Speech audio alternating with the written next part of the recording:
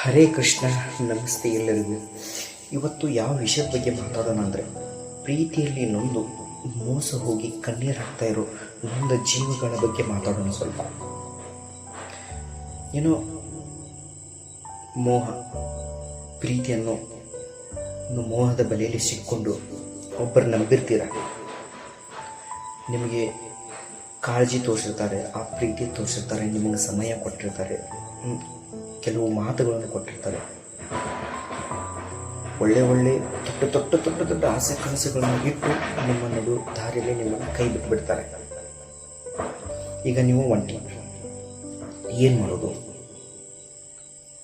ಅಳ್ತಾ ಇದ್ದೀರಾ, ಕಣ್ಣೀರು ಹಾಕ್ತಾ ಇದ್ದೀರಾ. ಇದಕ್ಕೆ ಪರಿಹಾರ ಕಣ್ಣೀರು ಹಾಕೋದೇ ಪರಿಹಾರನ? ಅಳ್ತಾ ಕೂರೋದು, ಚಿಂತೆಯಲ್ಲಿ ಹೋಗಿ ಒಂದು ಮೂಲೆಯಲ್ಲಿ ಕೂತು ಅಳೋದು ಪರಿಹಾರನ? ಪರಿಹಾರ ನಿಮಗೆ ನೀವೇ ಪರಿಹಾರ. ಯಾವ ಥರ? ಸೂಕ್ಷ್ಮವಾಗಿ ವಿಚಾರ ಮಾಡಿ. ಏನೋ ಅವರಲ್ಲಿ ನಿಮ್ಮಿಂದ ಏನೋ ಬಯಸಿದ್ರು, ಅದೇನೋ ಸಿಕ್ತು ಅನ್ಕೊಳ್ಳೋಣ.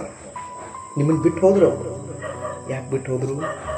ಪ್ರಾಮಾಣಿಕ ಪ್ರೀತಿ ಮಾಡೋರು ಯಾವತ್ತೂ ಬಿಟ್ಟು ಹೋಗೋದಿಲ್ಲ. ಅವರ ಪ್ರೀತಿ ಮುಖವಾಡದ ಪ್ರೀತಿ, ಮೋಹದ ಪ್ರೀತಿ, ಸುಳ್ಳಿನ ಪ್ರೀತಿ.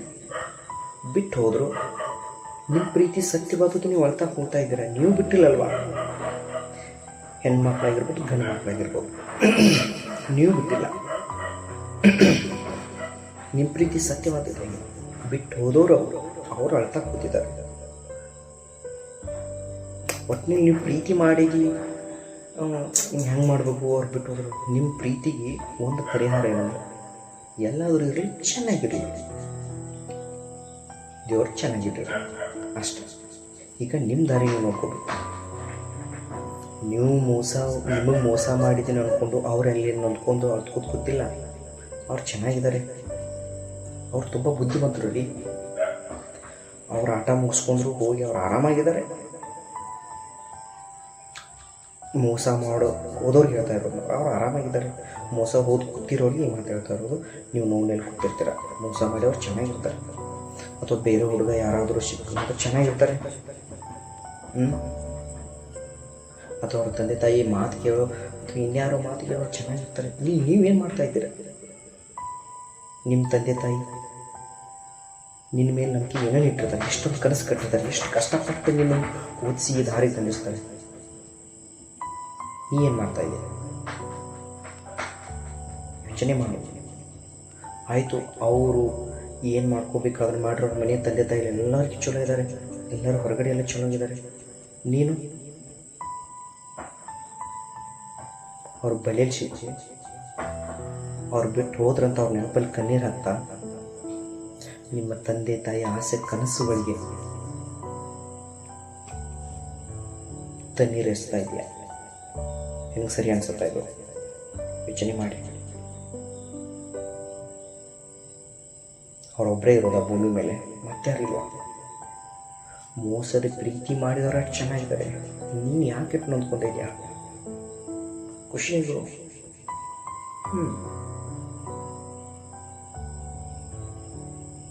ಬಿಡು, ತಲೆಂತಿಗೆ ಶಾಂತವಾಗಿ ಏಕಾಂತ ಜಾಗದಲ್ಲಿ ಕೊಂಡ್ರು ಕೂತು ಯೋಚನೆ ಮಾಡು. ಈಗ ನಾನು ಮೋಸ ಮಾಡಿದವಾಗ ಪರವಾಗಿಲ್ಲ, ಇದಕ್ಕೊಂದು ನೀವು ಅವ್ರ ಶಮಿಟ್ ಹೊಡಿಬೇಕು. ಈಗ ಮೋಸ ಮಾಡಲು ಚೆನ್ನಾಗಿದೆ. ಮುಂದೆಲ್ಲ ಮದುವೆ ಹಂತಕ್ಕೆ ಹೋದ್ಮೇಲೆ, ಮದುವೆ ಆದಮೇಲೆ ಮೋಸ ಮಾಡಿದರೆ ನಿನ್ನ ದಾರಿ ಏನು? ನಿನ್ನ ಗತಿ ಏನು? ನಿನ್ನ ಸಂಸಾರ ಯಾವ ಲೆಕ್ಕ ಹೋಗ್ತಿತ್ತು? ನೆನ್ಪಿಟ್ಕೊಳ್ಳಿ, ನಿಮಗೆ ಮೋಸ ಹೋಗಿ ಇನ್ಯಾರನ್ನೋ ಮದುವೆ ಆದರೂ ಅಲ್ಲಿ ಚೆನ್ನಾಗಿರಲ್ಲ ಅವರು. ಅಲ್ಲಿ ಅದೇ ರಾಗ, ಅದೇ ಹಾಡು. ಹಿಂಗೆ ಒಬ್ಬರಿಂದ ಹೋಗಿ ಯಾವುದೂ ಶಾಶ್ವತ ಇರೋದಿಲ್ಲ ರೀ. ಅಂದಾಜ ಶಾಶ್ವತ ಇರೋಂಗಿಲ್ಲ. ಮನುಷ್ಯನ ದೇಹ ಶಾಶ್ವತ ಇರೋಲ್ಲ, ಎಲ್ಲ ಕುಗ್ಗಿ ಹೋಗುತ್ತೆ. ಅಂಥದ್ರಲ್ಲಿ ಈ ಥರ ಮಾಯ ಮಾಡಿ ಜಿಗಲ್ ಬಂದು ಆಡ್ತಿರೋರು ಮುಖವಾಡ ಭಾಳ ದಿನ ಇರೋದಿಲ್ಲ, ಕಳಿಸಿ ಹೋಗುತ್ತೆ. ಎಲ್ಲರಿಗೂ ಗೊತ್ತಾಗಿ ಯಾಕಷ್ಟು ರುಚಿ ಅನ್ನೋತರ ಅಷ್ಟೆ. ಆದರೆ ನೀವು ಪ್ರೀತಿ ಮಾಡಿದ್ರೆ ಚೆನ್ನಾಗಿರಲಿ ಅಷ್ಟೆ. ಇಲ್ಲಿ ನಿಮ್ಮ ತಂದೆ ತಾಯಿ ಬಗ್ಗೆ ನೀವು ವಿಚಾರ ಮಾಡಿ. ನಿಮ್ಮ ತಂದೆ ತಾಯಿ ಆಸೆ ಕನಸುಗಳಿಗೆ ಬೆಲೆ ಕೊಡಿ. ನಿಮ್ಮ ಲೈಫಲ್ಲಿ ಏನು ಅಂದ್ಕೊಂಡಿದ್ದಾರೆ, ಏನು ಮಾಡಬೇಕು ಅನ್ನೋ ಗೋಲ್ ಇದೆಯಲ್ಲ, ಅದ್ರ ಕಡೆ ಲಕ್ಷ ಕೊಡಿ. ಪ್ರಾಮಾಣಿಕ ಪ್ರೀತಿ ನಿಮ್ಮದಾಗಿದ್ದರೆ, ಪ್ರಾಮಾಣಿಕ ಮನಸ್ಸು ನಿಮ್ಮದಾಗಿದ್ದರೆ ಖಂಡಿತವಾಗ್ಲೂ ಆ ಪ್ರೀತಿ ನಿಮ್ಮ ಹುಡ್ಕೊಂಡು ಬಂದೇ ಬರುತ್ತೆ. ಖಂಡಿತವಾಗ್ಲೂ ನೀವು ಏನೇ ಕೆಲಸ ಮಾಡಿ, ನೀವು ಹೇಗೆ ಇರಿ, ಮನಸ್ಸಿನಲ್ಲಿ ಮೊದಲು ಶುದ್ಧತೆ ಬೇಕು, ಆತ್ಮತೃಪ್ತಿ ಬೇಕು. ನಾನು ನಿಯತ್ತಾಗಿದ್ದೀನಿ, ನಾನು ಪ್ರಾಮಾಣಿಕವಾಗಿದ್ದೀನಿ ಅನ್ನೋ ಆ ಪ್ರಾಮಾಣಿಕವಾಗಿ ಇರೋದು, ಆ ನಿಯತ್ತು ನಿಮ್ಮಲ್ಲಿದ್ದರೆ, ಆ ಸತ್ಯ, ಆ ಧರ್ಮ ನಿಮ್ಮಲ್ಲಿದ್ದರೆ ಖಂಡಿತವಾಗ್ಲೂ ನೀವು ಯಾರು ಹುಡ್ಕೊಂಡು ಕೂತ್ಕೊಳ್ಳಿಲ್ಲ, ಬೇಕಾಗಿಲ್ಲ, ಎಲ್ಲರೂ ನಿಮ್ಮ ಹುಡ್ಕೊಂಡು ಬರ್ತಾರೆ ಅಷ್ಟೇ. ಒಳ್ಳೆಯದಾಗಲಿ. ಹರೇ ಕೃಷ್ಣ.